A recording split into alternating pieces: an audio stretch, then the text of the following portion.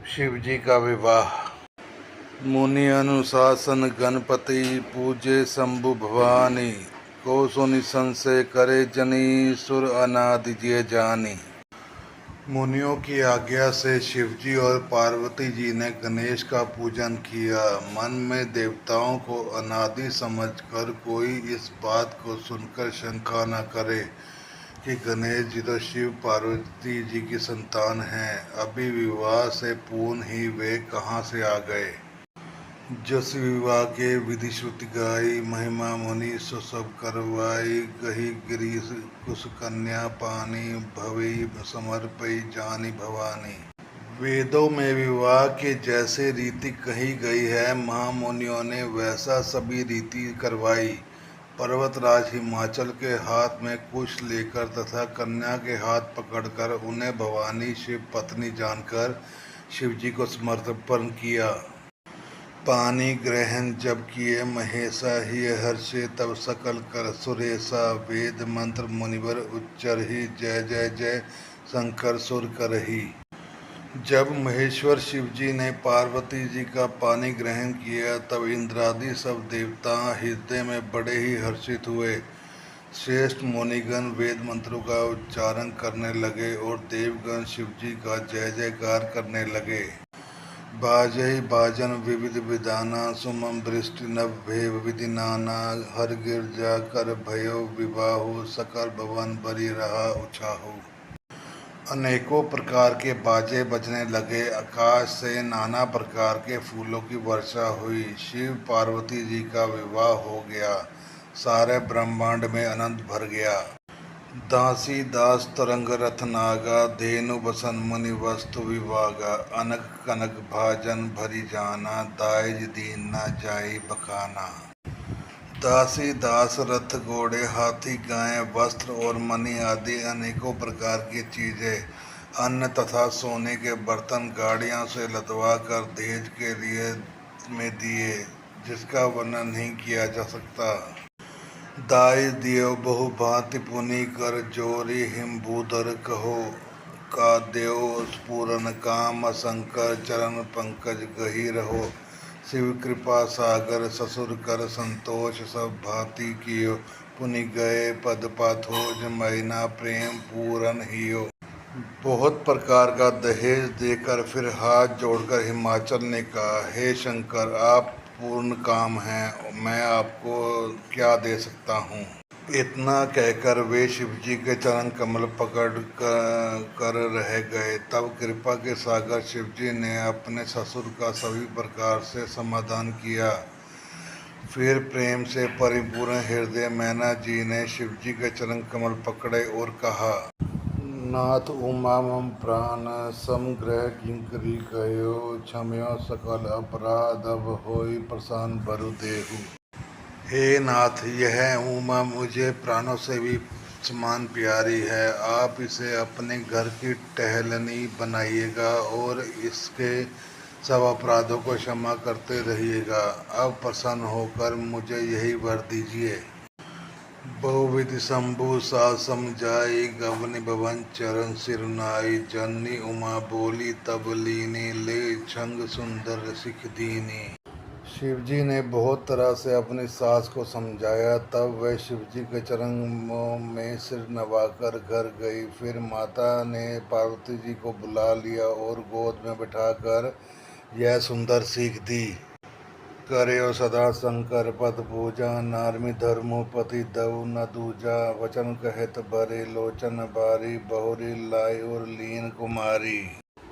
हे पार्वती, तू सदा शिव के चरण कमलों की पूजा करना। नारी का यही धर्म है, उनके लिए पति ही देवता है और कोई देवता नहीं है। इस प्रकार की बातें कहते कहते उनकी आंखों में आंसू भर आए और उन्होंने कन्या को छाती से चिपका लिया।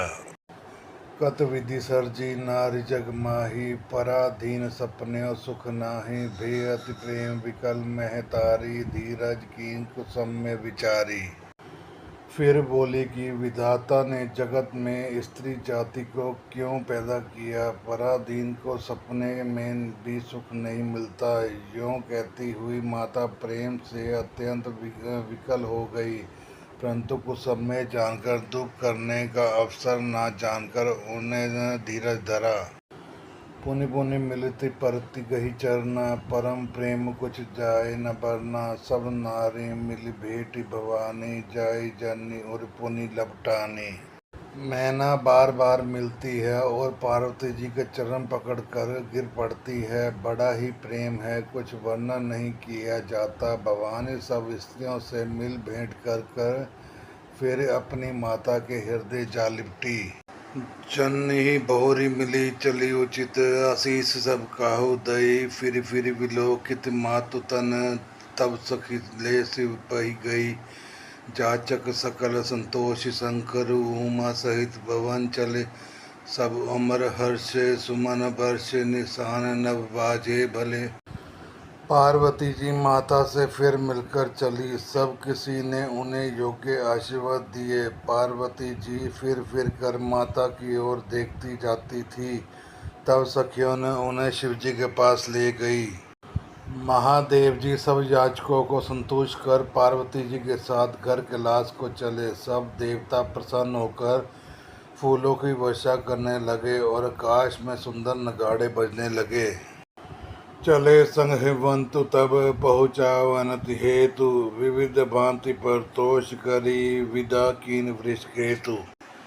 तब हिमवान अत्यंत प्रेम से शिवजी को बचाने के लिए साथ चले। वृषकेतु शिवजी ने बहुत तरह से उन्हें समझाकर विदा किया।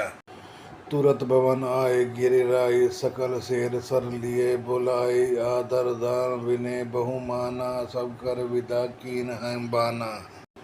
पर्वतराज हिमाचल तुरंत घर आए और उन्होंने सब पर्वतों को और सरोवरों को बुलाया। हिमवान ने आदर दान विनय और बहुत सम्मान पूर्वक सबकी विदाई की। जब ही शंभु कैलाश आए, सुर सब निज निज लोक सिधाए। जगत मातु पितो शंभु भवाने, तहि श्रृंगारु न कयो बखाने। जब शिवजी कैलाश पर्वत पर पहुँचे तब सब देवता अपने अपने लोकों को चले गए। तुलसीदास जी कहते हैं कि पार्वती और शिवजी जगत में माता पिता हैं, इसलिए मैं उनके श्रृंगार का वर्णन नहीं करता। करे विविध विधि भोग विलासा, गने समेत बसई कैलासा। हर गिरजा विहान नित नयो, यही विधि विपुल काल चल गयो। शिव पार्वती जी विविध प्रकार के भोग विलास करते हुए अपने गणों सहित कैलाश पर रहने लगे। वे नित्य नए विहार करते थे। इस प्रकार बहुत समय बीत गया। तब जन्मयो शठ बदन कुमारा, तारक असुर समय जय मारा। अगम निगम प्रसिद्ध पुराना, षण्मुख जन्म सकल जग जाना। तब 6 मुख वाले पुत्र स्वामी कार्तिकेय जी का जन्म हुआ, जिन्होंने बड़े होने पर युद्ध में तारकासुर को मारा।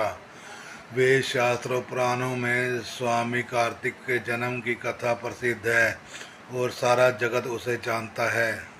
जग जान षण्मुख जन्म कर्म प्रताप, पुरुषार्थ महा। तै हेतु ने मैं वृषकेतु सुत कर, चरित संक्षेपी कहा। यह उमा शंभु विवाह, जय नर नारी कही जेगा वही। कल्याण काज विवाह, मंगल सर्वदा सुख पावही।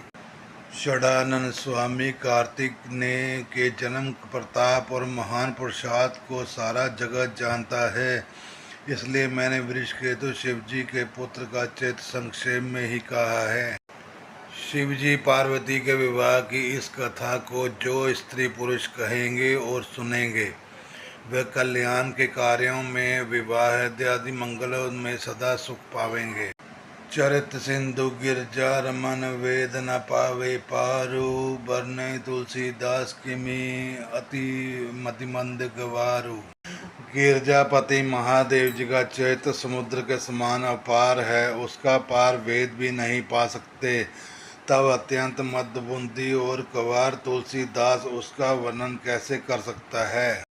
शंभु चरित सुनि सरस सुहावा, भारद्वाज मुनि अति सुख पावा। बहु लालसा कथा पर बाड़ी, नैनी नीर रोमावली बाड़ी। शिवजी के रसीले और सुहावने चरित्र को सुनकर मुनि भारद्वाज जी ने बहुत ही सुख पाया। कथा सुनते ही उनकी लालसा बहुत बढ़ गई, नेत्रों में जल भर आया तथा रोमावली खड़ी हो गई। प्रेम विवश मुख आवना बानी, दशा देखी हर्षे मुनि ज्ञानी। अहो धन्य तव जन्म मनीषा, तुम्हें प्राण समप्रिय गोरीसा। ये वे प्रेम में मुग्ध हो गए, मुख से वाणी नहीं निकलती। उनकी यह दशा देखकर ज्ञानी मुनि याज्ञवल्क्य जी बहुत प्रसन्न हुए और बोले, हे मुनीश, आहा आहा, तुम्हारा जन्म धन्य है। तुमको गौरीपति शिवजी प्राणों के समान प्रिय हैं। शिव पद कमल जिनि रति नाही, रामई ते सपने न सुहाई। बिनु छल विश्वनाथ पद नेहु, राम भक्त कर लक्षण एहु। शिव जी के चरणों में जिनकी प्रीति नहीं है, वे श्री रामचंद्र जी के स्वप्न में भी नहीं हो सकते। विश्वनाथ जी, श्री शिव जी के चरणों में निष्कपट विशुद्ध प्रेम होना, यही राम भक्त का लक्षण है। शिव सम को रघुपति बधारी, बिनु अद तजी सती असी नारी। पनु करी रघुपति भक्ति दिखाई, को शिव सम राम ही प्रिय भाई। शिव जी के समान रघुनाथ की भक्ति का व्रत धारण करने वाला कौन है, जिन्होंने बिना ही पाप के सती जैसी स्त्री को त्याग दिया और प्रतिज्ञा करके श्री रघुनाथ जी की भक्ति को दिखा दिया। हे भाई, श्री रामचंद्र जी को शिव जी के समान और कौन प्यारा है। प्रथमई मैं कही शिव चरित, भूजा मर्म तुम्हार। सुचि सेवक तुम राम के, रहित समझ विकार। मैंने पहले ही शिव जी का चरित्र कहकर तुम्हारा भेद समझ लिया। तुम श्री रामचंद्र जी के पवित्र सेवक हो और समस्त दोषों से रहित हो। मैं जाना तुम्हार गुणशीला, कहो सुनो अब रघुपति लीला। सुन मुनि आज समागम तोरे, कही न जाए जस सुख मन मोरे। मैंने तुम्हारा गुण और शील जान लिया, अब मैं श्री रघुनाथ जी की लीला कहता हूँ। सुनो हे मुनि सुनो, आज तुम्हारे मिलने से मेरे मन को जो आनंद हुआ है वह कहीं नहीं जा सकता। रामचरित अति अमित मुनीसा, कही न सकी सतकोटि अहिसा। तत्पि जथा श्रुत कहो बखानी, सुमरे गिरापति प्रभु धनुपानी। हे मुनीश्वर, रामचरित अत्यंत अपार है, 100 करोड़ शेष जी भी उसे नहीं कह सकते। तथापि जैसा मैंने सुना है वैसा वाणी के स्वामी, प्रेरक और हाथ में धनुष लिए हुए प्रभु श्री रामचंद्र जी का स्मरण करते कहता हूँ। सारद दारुनारी सम स्वामी, राम सूत्रधर अंतरयामी। जे पर कृपा करी जनु जाने, कभी उर अजिर नचावे बानी। सरस्वती जी कठपुतली के समान है और अंतर्यामी स्वामी श्री रामचंद्र जी के सूत पकड़कर कठपुतली को नचाने वाले सूत्रधार हैं। अपना भक्त जानकर जिस कवि पर वे कृपा करते हैं, उसके हृदय रूपी आंगन में सरस्वती जी को वे नचाया करते हैं। परनौ सोई कृपाल रघुनाथा, वर्णौ विशदता सुगुण गाथा। परम रम्य गिरुबर कैलासु, सदा जहाँ शिव उमा निवासु। उन्हीं कृपालु श्री रघुनाथ जी को मैं प्रणाम करता हूँ और उन्हीं के निर्मल गुणों की कथा कहता हूँ।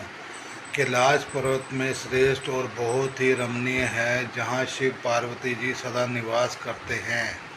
सिद्ध तपोधन जोगी जन, सुर किन्नर मुनिवृंद। बसी तहाँ सकृति सकल, सेवी शिव सुकंद। सिद्ध तपस्वी योगीगण, देवता, किन्नर और मुनियों के समूह उस पर्वत पर रहते हैं। वे सब बड़े पुण्य आत्मा हैं और अनंत कंद श्री महादेव जी की सेवा करते हैं। हरिहर विमुख धर्म रति नाही, ते नर तह सपने नहीं जाही। तेहि गिरि बर बट विटप विशाला, नित नूतन सुंदर सब काला। जो भगवान विष्णु और महादेव से विमुख है और जिनकी धर्म में प्रीति नहीं है, वे लोग स्वप्न में भी वहाँ नहीं जा सकते। उस पर्वत पर एक विशाल बरगद का पेड़ है, जो नित्य नवीन और सब काल 6 ऋतुओं में सुंदर रहता है। तब त्रिविध समीर सुशीतल छाया, शिव विश्राम विटप श्रुति गाया। एक बार तई तर प्रभु गयो, उतरु बिलो की उर अति सुख भयो। वहाँ तीनों प्रकार की शीतल मंद और सुगंध वायु बहती रहती है और उसकी छाया बड़ी ठंडी रहती है। वह शिव जी के विश्राम करने का वृक्ष है जिसे वेदों ने गाया है। एक बार प्रभु श्री शिव जी उस वृक्ष के नीचे गए और उसे देखकर उनके हृदय में बहुत आनंद हुआ। निजगढ़ डासी नागरि पुछाला, बैठे सहजी शंभु कृपाला। कंद इंदु दर गोर शरीरा, भुज प्रबल परिधन मुनि चीरा। अपने हाथ से बगंबर बिछाकर कृपालु शिवजी स्वभाव से ही बिना किसी खास प्रयोजन के वहां बैठ गए।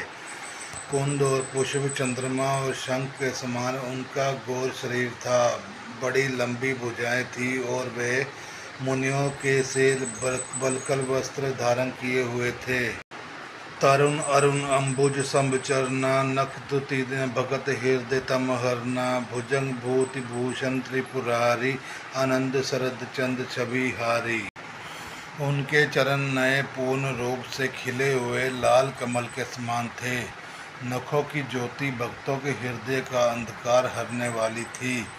सांप और भस्म ही उनके भूषण थे और उन त्रिपुरासुर के शत्रु शिवजी का मुख शरद पूर्णिमा ऋतु के चंद्रमा की शोभा को भी हरने वाला, फीकी करने वाला था।